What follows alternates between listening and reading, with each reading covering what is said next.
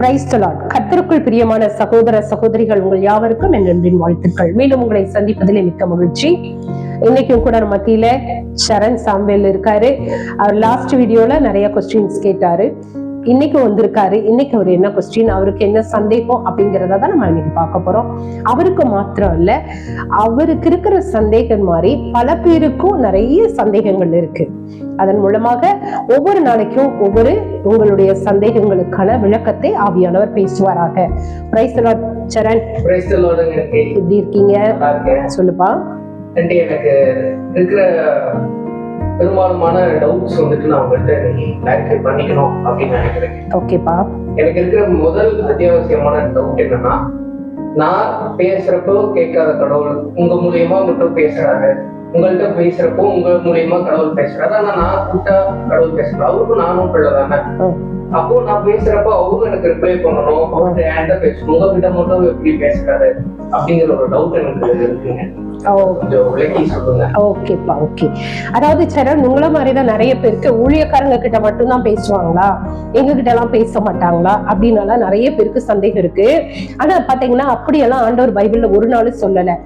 அதாவது ஒரு காரியம்னா, ஆண்டவர் சொல்றாரு பாவிகளுக்கு தெய்வம் செவி கொடுப்பதில்லை. அப்ப நான் எல்லாம் ரொம்ப பரிசுத்தமான்னு கேட்டீங்கன்னா அப்படியெல்லாம் கிடையாது. இப்ப பாத்தீங்கன்னா நான் சொல்றதை நீங்க கேட்க மாட்டீங்க, ஆனா நீங்க சொல்றதை மட்டும் நான் கேட்கணும், அப்படித்தானே? இப்ப ஆண்டவர் சொல்றதபடி நான் கேட்க மாட்டேன், ஆனா நான் கூப்பிட்ட உடனே ஆண்டவர் என்ன செய்யணும், பதில் கொடுக்கணும் அப்படின்னு தான் நம்ம பல பேர் நினைக்கிறோம். அது எப்படி லாஜிக் ஆகும்?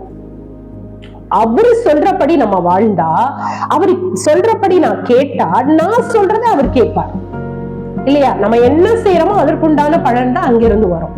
அப்போ ஆண்டவர் நீ இதையெல்லாம் செய்யாத, இதெல்லாம் செய்யணும் அப்படிங்கிற ஒரு ஃபார்முலாவை நமக்கு சொல்லி தராருன்னா, நம்ம அதன்படி நம்ம கேட்கிறோமா? நீங்க நடக்கிறீங்களா? அப்படி நடந்த பிறகு அவர் உங்களை கேட்கலன்னா நீங்க கேட்கலாம். நான் சொல்றேன் 100% அவர் சொல்ற மாதிரி எல்லாம் நான் வாழ்றேன்னு சொல்லவே முடியாது பகிரங்கமாக. ஆனால் கொஞ்சமாவது நான் அவருக்கு பயந்து அவர் சொல்ற மாதிரி நான் வாழ்ந்துட்டு இருக்கேன். ரெண்டாவது, அவர் நம்மளோட பேசுறது ஒரு கிருபை. நான் என்ன சொல்றேன்னா, நீங்க அவருடைய வார்த்தைக்கு கீழ்ப்படிஞ்சீங்கன்னா நீ கேட்காமையே அவர் உங்களோட பேசுவார், அவருடைய சத்தம் உங்களுக்கு கேட்கும். ஏசாயா புத்தகத்துல அப்படிதான் சொல்லுது, அவர் உங்களுடைய பாவங்களே அவருக்கும் உங்களுக்கு பிரிவினையை உண்டாக்குகிறது அப்படின்னு சொல்றாரு. அப்ப பிரிவினை எங்க ஸ்டார்ட் ஆகுது? நம்ம செய்யற பாவத்துக்கு. பாவம்னா என்ன? ஆண்டவர் எதெல்லாம் செய்யக்கூடாதுன்னு அவர் சொல்றாரோ அதை மீறி செய்யறதா பாவம் இல்லையா? பாவத்துக்கு ஒரு டெபினிஷன் எல்லாம் தேவையே இல்லை. அவர் என்ன செய்யக்கூடாதுன்ட்டாரோ அதை நீ செய்யக்கூடாது. அதை திரும்பி செஞ்சீன்னா, இப்போ நீ ஒரு காரியம் சொல்ற, அந்த காரியத்தை ஒருத்தர் கேட்காம திருப்பி திருப்பி செஞ்சா உனக்கு கோபம் வருமா வராதா? வரும். அப்போ கோபம் வரும் இல்லையா? அப்ப நீ சொல்றதை நான் கேட்க மாட்டேன், ஆனா நீ சொல்றது எல்லாமே நான் கேட்கிறேன் அப்படிங்கிறப்போ நான் கூப்பிடுறப்போ நீ என்ன பண்ணுவ? பதில் சொல்லுவேன். இது மாதிரிதான் ஆண்டவர் என்ன செய்யறாருன்னா, அவர் சொல்றபடி நீ வாழ்ந்தீனா ஆண்டவர் நீ கேட்ட உடனேயே உன்னுடைய சத்தத்திற்கும் அவர் மறு உத்தரவு கொடுப்பார். பைபிள் சொல்லுது, அதான் சொல்லுது, பாவிகளுக்கு தேவன் செவி கொடுப்பதே இல்லை. அவர் கேட்கும், நீங்க பேசுறத ஆண்டவருக்கு கேட்கும், ஆனா பதில் வராது. காரணம், உங்களுக்கும் அவருக்கும் இடையே ஒரு பெரிய பிரிவினை இருக்கிறது. காரணம், நம்ம என்ன செய்யறோம்? கீழ்ப்படியல. அவர் செய்ய வேணாம்னு சொல்றத திருப்பி திருப்பி திருப்பி நம்ம வாழ்க்கையில செய்யறோம். அதனால என்ன ஆயிருது? அவர் நம்ம மேல கோபம் பட்டு நம்ம நவுந்துடுறாரு, நமக்கு கேட்கறது இல்ல. அப்ப உடனே ஒண்ணு தெரிஞ்சுக்கோ, நீ ஆண்டவருடைய வார்த்தைக்கு நீங்க கீழ்ப்படிஞ்சீங்கன்னா நீங்க கூப்பிடுற சத்தத்திற்கும் அவர் உங்களுக்கு என்ன செய்வார்? பதில் கொடுப்பார். சரியா சரண்? புரிஞ்சுதா? அப்ப ஏன் கேட்கலன்னு ஆண்டவர் மேல குற்றப்படுத்த கூடாது, ஆண்டவரை குறை சொல்ல கூடாது. இப்ப குறையெல்லாம் யார் மேல இருக்கு? தப்பெல்லாம் யார் மேல இருக்கு? உங்க பேர்ல இருக்கு, நம்ம பேர்ல இருக்கு இல்லையா? அப்ப நான் ஆண்டவருக்கு பிரியமான பிள்ளையா, அவர் செய்யக்கூடாதுன்னு சொல்றத நான் செய்யாமலும் செய் அப்படிங்கறத நான் செஞ்சேன்னா ஆண்டவர் என்னுடைய சத்தத்திற்கு பதில் கொடுப்பார். சரியா? இப்ப சரண் மாதிரி உங்களுக்கும் கூட இது பிரயோஜனமா இருக்கும் நான் நம்புறேன். சரிங்களா? அப்ப நம்ம என்ன செய்யக்கூடாது? ஆண்டவர் என் ஜெபத்துக்கு பதில் வரல அப்படின்னு யாருமே சொல்லாதீங்க. சரியா? அதற்கு நான் கீழ்ப்படியலன்னு சொல்லுங்க. ஆண்டவருடைய வார்த்தைக்கு நான் கீழ்ப்படிஞ்சா ஆண்டவர் என் சத்தத்திற்கு செவி கொடுப்பார். ஓகேங்களா? இன்னையில இருந்து நீங்க அவர் கீழ்ப்படிகிற பிள்ளையா மாறுங்க. கண்டிப்பா நீங்க கூப்பிடுற சத்தத்திற்கு இதோ இருக்கிறேன் என்று சொல்லி அவர் உங்களுக்கு என்ன செய்வார்? மறு உத்தரவு கொடுப்பார். சரிங்களா? வேற ஏதாவது உங்களுக்கு டவுட் இருக்கா சரண்? ஆமாங்க ஆண்டி. சொல்லுங்க. இப்போ கடவுள் வந்துட்டு நான் கஷ்டத்துல இருக்கிறப்போ கடவுளை நான் தேடுறேன். இப்ப ஏன் இந்த கஷ்டத்துல இருக்கிறப்போ கடவுளை தேடுற மாதிரியான சூழ்நிலையை கடவுளை எனக்கு அமைச்சு கொடுத்துருக்கேன். நான் நல்லா இருக்கிறப்போ கடவுளை தேடலாம். நான் கஷ்டப்பட்டுதான் கடவுளை வந்துட்டு நான் தேட வேண்டிய சூழ்நிலை ஏன் கடவுள்? சோ நீங்க என்னன்னா அந்த கஷ்டமே எதுக்காக வருதுன்னா நீங்களாதான் அதை வர வச்சுக்கிறீங்க.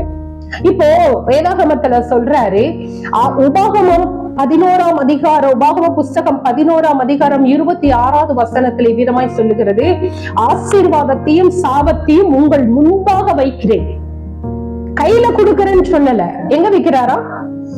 உங்க முன்னாடி வைக்கிறாங்க. அப்ப நீதான் கஷ்டத்தை சூஸ் பண்ணி நீங்க எடுக்கிறீங்க. காட் உங்க கையில கஷ்டத்தை கொடுக்கல. புரியுதுங்களா? ஆண்டவர் என்ன செய்யறாரு? முன்னாடிதான் வச்சிருக்கேன், ஆசீர்வாதத்தையும் வச்சிருக்கேன், சாபத்தையும் வச்சிருக்கேன். ஆனா நீ எதை சூஸ் பண்ற அப்படிங்கறது யாரு? அந்த தேர்ந்தெடுக்கிற தகுதியை, தேர்ந்தெடுக்கிற அதிகாரத்தை யார் கிட்ட கொடுத்திருக்காருன்னா நம்ம கிட்ட கொடுத்திருக்காரு. அப்போ அவர் வச்சிடுறாரு. இப்ப ஒரு ஸ்வீட் வச்சிருக்காரு, ஒரு காரம் வச்சிருக்காரு, நீ சூஸ் பண்ணிக்கலாம் அப்படிங்கிற மாதிரி ஆசீர்வாதத்தையும் வச்சிருக்காரு, சாபத்தையும் நான் வச்சிருக்கேன், நீ சூஸ் பண்ணி எடுத்துக்கோங்கிறாரு. அப்ப நீங்க தானே அதை எடுத்திருக்கீங்க. இப்ப நீங்க எப்படி நீங்க ஆண்டவரை சொல்ல முடியும்? ஆண்டவர் என் வாழ்க்கையில கஷ்டமே கொடுத்துட்டாரு அப்படின்னு ஆண்டவரை குறை சொல்லக்கூடாது.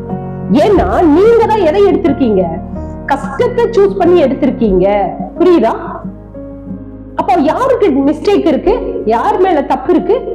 நம்ம மேல தப்பு இருக்கு. நான் சரியா என்ன பண்ணல, தேர்ந்தெடுக்கல அப்படின்னு. அப்போ நம்ம இந்த இடத்துல பாத்தீங்கன்னா சாபத்தை நீங்கள் என்ன செய்துட்டீங்க? விரும்பி இருக்கீங்க. சங்கீதக்காரனாகிய தாவீது 109வது சங்கீதம் 17-18 வசனத்துல இவ்விதமாய் சொல்லுகிறார், அவன் சாபத்தை விரும்பினான், அது அவனுக்கு வரும். புரியுதா? சாபத்தை நீங்க விரும்புனீங்களா? நான் எங்க விரும்பினேன் அப்படின்னீங்கன்னா, எஸ், உங்க நடக்கையின் மூலமாக, உங்கள் செயல்பாடுகள் மூலமாக நீங்க அதை விரும்பி என்ன பண்ணிட்டீங்க? எடுத்துக்கிட்டீங்க. புரியுதுங்களா? இப்ப இந்த மாதிரி அருமையான பிள்ளைக்கு இருக்கிற சந்தேகம் நிறைய பேருக்கு இருக்கு. என் வாழ்க்கையில மாத்திர கஷ்டமே வந்துட்டு இருக்கு, எனக்கு மட்டும் பிரச்சனைக்கு மேல பிரச்சனையில தான் நான் ஆண்டவரை தேடணுமா? பிரச்சனை யார் சூஸ் பண்ணா? யார் தேர்ந்தெடுத்தா? நீங்க தேர்ந்தெடுத்திருக்கீங்க. இதை கேட்டுக்கொண்டு இருக்கிற தேவ பிள்ளைகளை, இன்றைக்கு பலர் சாபத்துலதான் நம்ம மாட்டிட்டு இருக்கிறாங்க. முதலாவது சாபம்னா என்ன? நீங்க வரக்கூடிய நாட்களிலே ஆவியானவர் நமக்கு அதை தான் விளக்கமாக காண்பிக்க போகிறார். இந்த 2025வது வருஷம் நீங்கள் ஆசீர்வதிக்கப்பட்டவர்கள். ஏனென்றால் உங்களுடைய சாபத்திலிருந்து உங்களை மீட்டெடுக்கிற ஆண்டு இந்த ஆண்டு. எதெல்லாம் உங்க வாழ்க்கையில சாபம் அப்படின்னு உங்களுக்கு தெரிஞ்சாதானே சாபம் வரக்கூடிய வழிகள் என்ன, அந்த சாபம் உங்க வாழ்க்கையில இருக்கா அப்படிங்கிறது, அதுல இருந்து நீ எப்படி வெளியில வரலாம் அப்படிங்கிற எல்லா ஃபார்முலாவையும் வரக்கூடிய வீடியோல ஆண்டவர் தெளிவாக உங்களோடு கூட பேசுவாராக. சரிங்களா? அப்போ நம்மளுடைய ஜெபத்திற்கு பதில் வரலன்னா அதற்கு நான் என்னிடத்தில் இருக்கிற தவறுகளே காரணம், என்னிடத்துல இருக்கிற பாவம் தான் காரணம்ங்கிறத நீங்க ஃபர்ஸ்ட் சரண்டர் பண்ணணும். ஆண்டவரே, என் பாவம் தான் உங்களுக்கு எனக்கு இடையே பிரிவினையை உண்டாக்கிடுது, என்னை ஒரு விசை கழுவுங்க அப்படின்னு நீங்க ஜெபம் பண்ணுங்க. சரிங்களா? அடுத்த வரக்கூடிய வீடியோஸ்ல நம்ம சாபத்தை குறித்து தெளிவாக பார்க்க போகிறோம். சாபம் யார் மூலமாக நமக்கு வருகிறது, அந்த சாபம் வரக்கூடிய வழிகள் என்ன, சாபம் என் வாழ்க்கையில் இருந்தா என் வாழ்க்கை எப்படி இருக்கும், அந்த சாபத்தை போக்கக்கூடிய வழிமுறைகள் என்ன, எல்லாத்தையும் உங்களுக்கு என்ன செய்வார்? ஆவியானவர் தெளிவாக பேசி உங்களுக்கு விளக்கத்தை கொடுப்பார். இதை கேட்கும் பொழுது, அதை கேட்டு அந்த வார்த்தையின்படி நீங்கள் நடக்கும் பொழுது நிச்சயம் உங்களுடைய வாழ்க்கையிலும் ஒரு பெரிய ஆசீர்வாதம் வருகிறதை நீங்கள் உணர்வீர்கள். இதை பார்த்து கொண்டு இருக்கிற அத்தனை பேரையும் ஆண்டவர் ஆசீர்வதிப்பாராக. God bless you.